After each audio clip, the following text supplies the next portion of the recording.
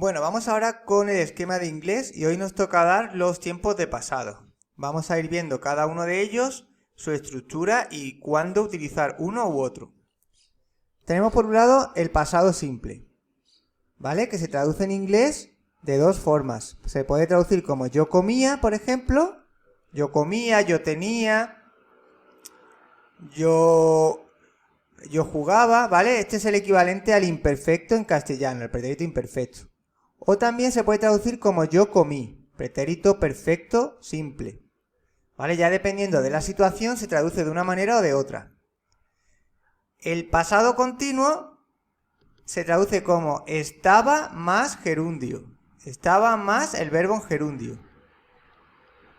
Estaba comiendo, estaba comprando, estaba cantando. Esto es una perífrasis en castellano, ¿vale? En castellano no es un tiempo, sino que es una perífrasis. Y luego el pasado perfecto, que es el equivalente al pluscuamperfecto indicativo en castellano. Había más participio. Había comido, había jugado, ¿vale? Bueno, ¿cómo se escribe?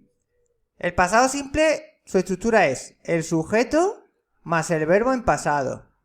El verbo en pasado, si es un verbo regular, solamente hay que añadirle ed. Y si es un verbo irregular, tenemos que poner su propio pasado, porque los verbos irregulares tienen su pasado propio, lo tenemos en la lista de verbos en la segunda columna. Normalmente está en la segunda. Por ejemplo, del verbo play, play es un verbo regular, por tanto le tengo que añadir ed. ¿Vale? Luego, study, esto es un verbo regular, ¿vale? Lo único que cuando termina en Y precedida de consonante, la Y pasa a I latina. Sería study, terminado en I latina, I-ed. ¿Vale? Vale, pues entonces esto sería verbos regulares. Verbos irregulares, por ejemplo, eat, que es comer. Esto es un verbo irregular. El pasado es ate. Esto hay que estudiárselo de memoria, ¿vale? Porque no hay ninguna regla. Esto tenéis la lista de verbos regulares. Lista de verbos irregulares. Bueno, luego lo que es la negativa del pasado simple, tenemos que poner el verbo auxiliar, que es didn't. Didn't es el verbo auxiliar que ya marca que la frase está en pasado, ¿vale? Did viene de did más not. Se puede contraer en didn't. Y luego el verbo se pone la forma base. Es decir, que ya no se vuelve a poner el verbo en pasado, porque ya did te marca que está en pasado. Si quiere decir yo no jugué, es I didn't play. Ya se pone el verbo en forma base. No hace falta ponerlo en pasado otra vez, Luego, para preguntar, pues intercambiamos el orden. Primero va el verbo auxiliar, did, luego va el sujeto y luego el verbo en forma base.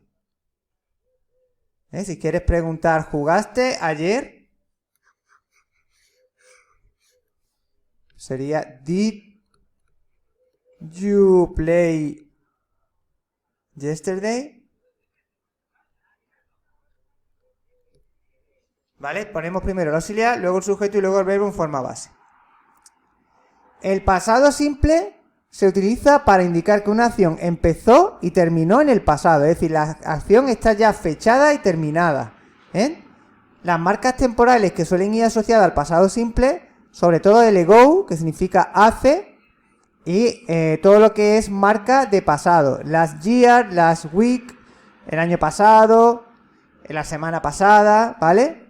Por ejemplo, si tú quieres decir que yo jugué al fútbol hace una semana, I played, pasado, fútbol. Y el ago siempre se pone al final de la frase, al final. One week, una semana hace, ago. El ago al final. Esto indica que la acción empezó y terminó en el pasado. Luego, para narrar historia, todos los textos narrativos donde tú cuentes un acontecimiento, un evento, se utiliza el pasado simple, ¿vale? Para narrar una historia. Hacer narraciones.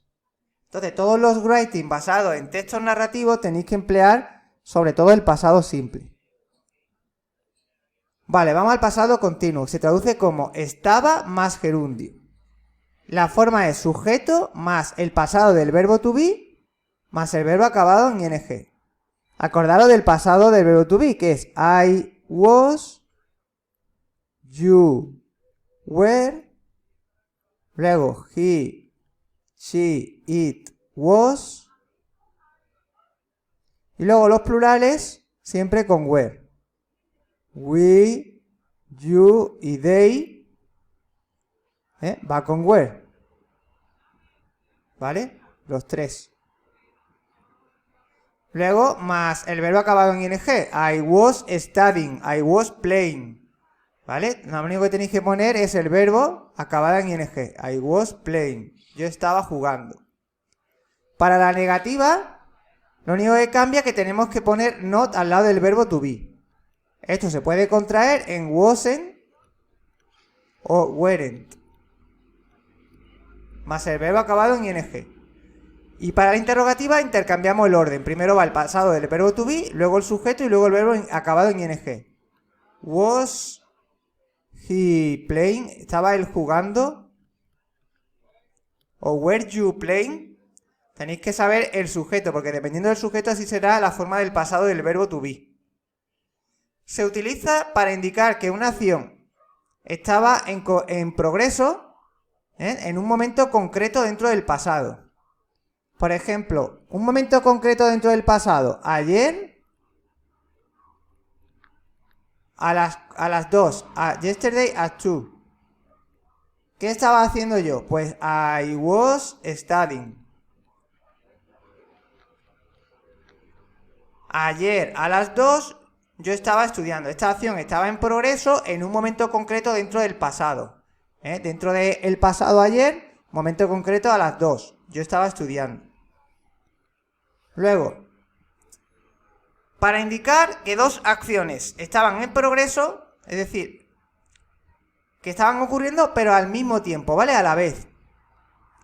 ¿Vale? Dos acciones están ocurriendo a la vez, en el pasado, sin que ninguna interrumpa a la otra, sin que se interrumpan. Vamos a poner un ejemplo. Vamos a poner aquí.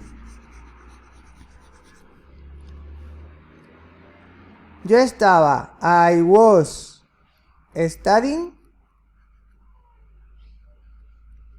mientras, while, mi padre, my father, was working.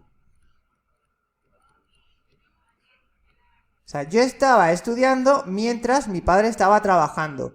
Las dos acciones ocurrieron al mismo tiempo, estaban en progreso, pero no se interrumpen. Cada una va por su lado, ¿vale? Entonces, en este caso, las dos son pasado continuo.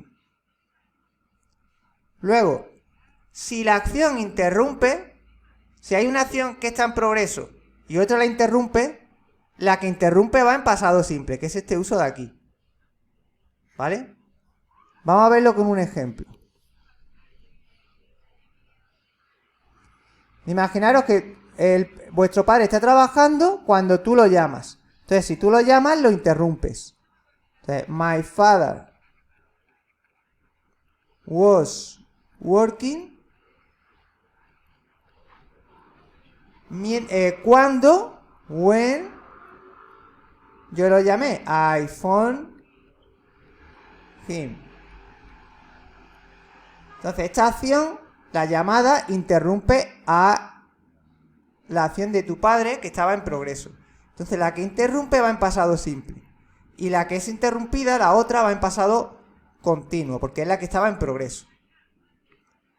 Vale, pues esto es súper importante a la hora de distinguir un tiempo u otro y suele ser muy común que lo pongan. Luego, el pasado perfecto se traduce como había más participios y su estructura está formada por un sujeto más el verbo auxiliar, que en este caso es had. Had es el equivalente al castellano a había. Más el verbo en participio. El verbo en participio, si es regular, se forma como el pasado, es decir, añadiéndole ed. Y si es irregular, tenemos que estudiarnos la tercera columna de los verbos irregulares. Tiene su propio participio. Por ejemplo, play, como es un verbo regular, el participio es igual que el pasado, play, terminado en ed. Pero eat, como es un verbo irregular, el participio es eaten. Esto hay que estudiárselo de memoria. Tiene su propia forma. Entonces, para formar yo había comido, I had eaten, por ejemplo. Had nunca varía. Da igual que el sujeto sea primera, segunda o tercera persona. Para la negativa, lo único que ponemos not al lado de had y se puede contraer en hadn't. Lo demás es lo mismo, I hadn't eaten, por ejemplo. No he comido. No había comido. Y para la interrogativa intercambiamos el orden. Primero ponemos el auxiliar had, luego el sujeto, por ejemplo, you, y el verbo en participio. Had you eaten? Vale. Pues vamos a ver cuándo se usa el pasado perfecto. Y lo vamos a poner aquí mediante ejemplos. Para indicar lo que ya se había hecho en un momento concreto dentro del pasado. Es decir, si aquí el pasado continuo era lo que se estaba haciendo en un momento concreto, esto es lo que ya se había hecho. Por ejemplo, yesterday at 2, ayer a las 2, yo ya había terminado los deberes. I had already, esto significa ya, done my, espérate que esto se ha quedado, done my homework. Esto aquí ya no me cabe. Es decir, ayer, yesterday, a las 2, at 2. ¿Qué es lo que tú habías hecho ya? A esa hora lo que ya estaba hecho es que tú, I had already done. Done es el participio de do. Acordaros, do, did, done. Entonces, I had already done, yo ya había hecho mis deberes, my homework. A esta hora. Pues este tiempo se utiliza para indicar eso, lo que ya se había hecho en un momento concreto. Vale, y el último uso para indicar que una acción ocurrió antes que la otra, ¿vale? Esto termina aquí, porque esto forma parte de este.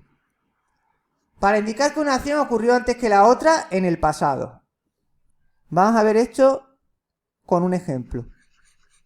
Para indicar que una acción ocurrió antes que la otra en el pasado. Por ejemplo, cuando llegué a casa,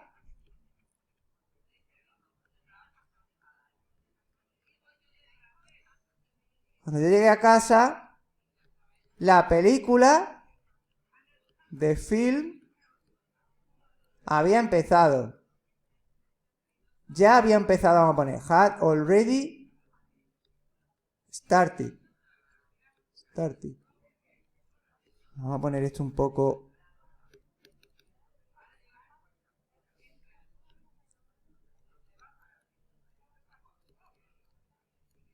Bueno, aquí tenemos dos acciones. Una acción es que tú llegas a casa.